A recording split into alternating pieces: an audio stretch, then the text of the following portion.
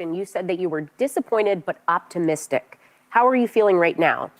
I feel the same way because, I mean, what's the other option? Right. You know, I'm a country boy from Moncks Corner, South Carolina, raised on a dirt road. So, you know, my mother was a Jehovah's Witness, my grandmother was a Baptist. So I still believe in this higher power called God. Yeah. And, you know, you can't believe in God when, you know, things go your way and not believe in God when things don't go your way. So at a time like this, you just got to remember your serenity prayer, which is, God grant me the serenity to accept the things I cannot change, courage to change the things I can, and the wisdom to know the difference. Because you can't change nothing. I respect Charlamagne Tha God for that. That's him, obviously, on with The View, the cackling hens of The View. He and Whoopi Goldberg on The View. This is, even for The View, this is a really awkward moment coming up where Charlamagne Tha God and Whoopi Goldberg go head to head. Let's go. Yeah, especially the wisdom to know the difference, right? I mean, we can't change anything. Can't. I mean, you know. Not yet. Well, 4 years from now, I guess. Or two. You never know. But let me ask you this: Trump's campaign ads for some, they're saying they were very effective, and in one in particular ad, he used a clip of you from the Breakfast Club saying, "quote Kamala supports taxpayer-funded sex changes for prisoners." You say that line was taken out of context. I know it was. But it went on to become one of his most effective campaign ads. I'm also featured in one of his campaign ads. You might have been 1 and 2. Yeah. I was. He texted me and Yours was let me know that. Context. No. No, it wasn't. But what were you actually saying in the clip? And can you please explain that? And how does it make you feel that the campaign used you like that? Well, it's never good to be taken out of context, but I was explaining to my listeners how effective I thought the actual ad was. Like, you know, the ad was effective before I was in it. I was just sitting at home watching football, and I saw it, and I was like, whoa. And so I knew the immediate reaction was going to be, you know, people are going to say, hell no, I don't want my taxpayer dollars going to that. So I was explaining that to my listeners. So, I mean, yeah, it never feels good to be taken out of context, but what I didn't like... Let me give you guys the context just in case you haven't seen this ad. This ad is going to go down. It used Charlamagne Tha God, and I like that The View brought it up because this ad is going to go down in political history as one of the more effective TV ads of all time. And people aren't watching TV much anymore, but you have to give Susie Wiles credit for Donald Trump running the campaign. Chris LaSvita, I was very harsh on them, but they did do this. Targeted TV ads during football games. That's one of the rare things where people still watch on TV. Live football events, especially football. And Trump appeals to who? Men. And men are watching football. The ad's tagline was, Kamala is for they, them. President Trump is for you. And the funny thing is, Kamala never brought up they, thems. She did go on a couple circles where there's rainbow people, but during the DNC, barely talked about it. Kamala barely talked about it. She never talked about her being black, never talked about her race or anything like that because she didn't want to feed into this. But the ad worked. Charlamagne Tha God talked about it, and they put him in the ad. So that's what he's talking about here. They used him to help Trump get in office. But for much of this clip, tell me if I'm wrong. Charlamagne Tha God's pretty much on point here. The most was that they didn't do anything to combat it. Right. I would have ran the same ad and just said, Donald Trump, you know, what is it? Donald Trump supports, what was it? He was the one that was supporting tax. Yes, Donald Trump supports taxpayer-funded sex changes for prisoners. I would have ran the same ad because it was legislation under him as well. And you know what else I would have did if I was our campaign? Since Donald Trump used me, I would have used Joe Rogan. Joe Rogan said Donald Trump was a threat to democracy. Joe Rogan said he thought Donald Trump was, I think, unhinged was the quote. Right. You got to mix it up. You got to get dirty with these people. You know what I'm saying? Like, What we're seeing here is Charlamagne Tha God is absolutely right here with what he's saying. Imagine if The View, and he's a Democrat. I mean, he's just a lifelong, rabid Democrat, but he's not as whacked out as the rest of them, even the Republican on the set, and it brings a different dynamic. Let's continue. Got to muddy the waters a little bit, cause confusion. Yeah. Let me ask you something that's going around right now. A lot of this conversation about President Biden getting criticized from both sides of the aisle for pardoning his son Hunter after repeatedly saying he would never do it. And a lot of people are saying that it's hypocritical, et cetera, as if the other side doesn't do it.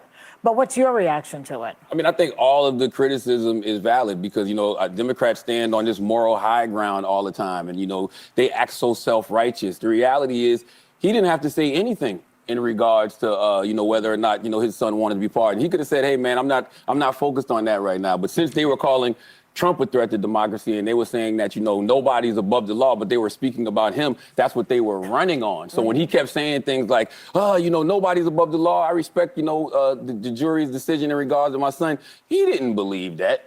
But he didn't have to volunteer that lie to begin with. I'm going to stop you for a second. Uh-oh. Here we go. Let's go. Only because you don't know that it was a lie. We don't know why he changed You his really think he just changed his mind over Thanksgiving weekend all No, of a sudden? I'm going to tell you what I think. Okay. Yeah. I think he changed his mind because he got sick of watching everybody else get over. And this is just my feeling, because at some point you get to the place where you just go, so I'm just going to follow the straight and narrow always, because that's what's expected of Democrats. But that's their fault. They're the ones that They're the ones that go out there and they stand on this moral high ground. Listen, they don't have to do that. I'm a Democrat. Tell me what the moral high ground is. The moral high ground is nobody's above the law. I respect what the jurors are saying. He don't have to do that. So we're mad at him because he changed his. Oh no! By the way, I'm not mad at him pardoning But Hunter you sound Biden. like you're No. Okay, if I can get in on this, I actually think it went further, and this is one thing we really disagree on. Joe Biden made a point of saying we stand by our institutions Yes, I and the understand all that. impartiality of the Department of Justice. Yes. Democrats ran on that. The same DOJ indicted Hunter Biden. How we shouldn't be saying it's corrupt like Donald Trump does. But then in his statement pardoning Hunter Biden, he says that it was a political pursuit by his own Department of Justice. Can you explain to me why it is that when Joe Biden does something, everybody clutches their pearls? He's wrong. Nobody he lied. has criticized Donald Trump more than me or Charlamagne Tha God. I'm sorry. Yeah, people have criticized him more. I've criticized him more. We've all criticized him more. But you're missing my question. Okay. My question is, what is it that makes people flip out with Joe, but we don't have the same kind of thing? Well, I don't think people are flipping out with Joe. I think Democrats are flipping out with Joe because Democrats believe that they don't represent what he's currently representing. But that's just not true. That's why I say they stand on this moral high ground that simply does not exist. And I think this is also the problem when we pick sides, right? We've turned political parties into teams. I'm a Dallas Cowboy fan. Ain't nobody more delusional than me, right? Okay? I feel like we're going to the Super Bowl every year, but I'm not delusional. Well, no, that is delusional. But when it comes, but when it comes to political parties, if you pick a side, right, if you say you're a Democrat, if you say you're a Republican, you refuse to be objective about That's anything. why I'm an independent. Yes, but I think that's the best way to go. But that's not a monolith. We're not, Democrats are not a monolith. But why can't you say when Democrats are wrong? And why can't Republicans say when Republicans are wrong? I'll tell you when Democrats are So you wrong. don't think Joe I say Biden it is on the wrong? show. No, I don't. don't. And can I Well, just point this out to you? The president has a No, pardon power, you're right? ridiculous. I didn't say you were ridiculous, Ms. Goldberg. Yeah. I would never. I think that. I just think that's Think ridiculous. about Come it. over and give Just me a think about kiss. it this way.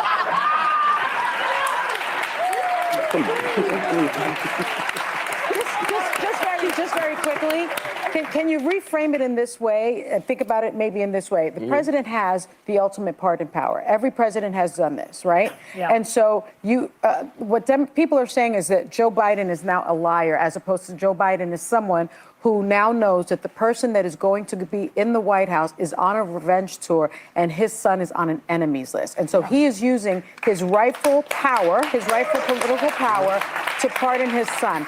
Now, is that a lie, or is that perhaps being pragmatic, having a change of opinion, as opposed to the president-elect who has lied almost 40,000 times during his first term? Well, I can't say what it is because So I'm not in who has the moral high ground? Like, what's the faux outrage? neither one of them have the moral high ground. That's what I'm trying to get everybody to understand. But when you are a diehard Democrat or a diehard Republican, you refuse to be objective about the other party. Like it's like we're watching them do something wrong, but we're making excuses for it. Well, we watch Republicans do things wrong and they make excuses for it. Why can't we just all be objective and call it what it is? Because it's not balanced. The problem is that that's the clip there. The problem is that we aren't even talking about what Joe Biden has done wrong and his son, because he's pardoning his son to protect himself, going back to 2014. So they're not even talking about the true issue. So I have a problem with all of them, but Charlamagne Tha God is the best out of all of them. He's at least saying, I'm going to criticize. I don't think he I don't know if he's ignorant or if he is purposely dodging the topics, and it's kind of deep to go on with a show about The View and talk about the history of Ukraine and Burisma and Hunter Biden making $50,000 a month, being on the board. It's a job he doesn't have to show up to. It's straight up corruption. It's kind of deep to go into that for a surface level show like this. But you can say, Whoopi, this is more than a father pardoning a son.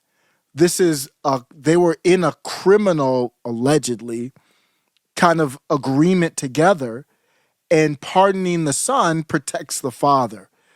They're not even getting into that. I do have a problem with that. Now, Charlamagne Tha God does have a courageous stance here. I don't see a lot of people criticizing Joe Biden after this. A lot of people are being quiet on the Democrat side. I'm not seeing a lot of people criticize him. Joe Biden's changing his mind. I don't know why they're arguing about that. That's not even who cares? Is it the right thing to pardon him or not? I don't care that he really changed his mind. All politicians lie. Why did you pardon him? They got into that a little bit. Now you're saying the prosecution was corrupt. It was your own DOJ. That makes no sense. And Whoopi says he's tired of watching everybody else get over. What is she talking about? Who's gotten over? I honestly want to know what she's talking about. I don't think these people, for a lack of a better term, have the mental capacity to talk about politics. But I know you do. I've had great comments in the after show comments. There's another video in the link. Click that link for the next video, and it continues on. Let me know what you think. The next clip is linked below. Click it now and stay with After Show Carnage.